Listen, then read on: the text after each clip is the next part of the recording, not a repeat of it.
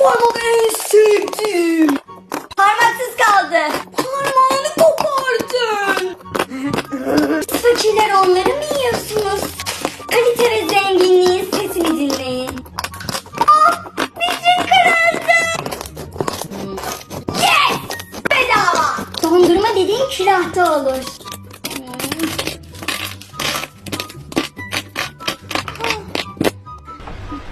Bir de dondurmaya para mı vereceğim? Mis gibi de dondurma.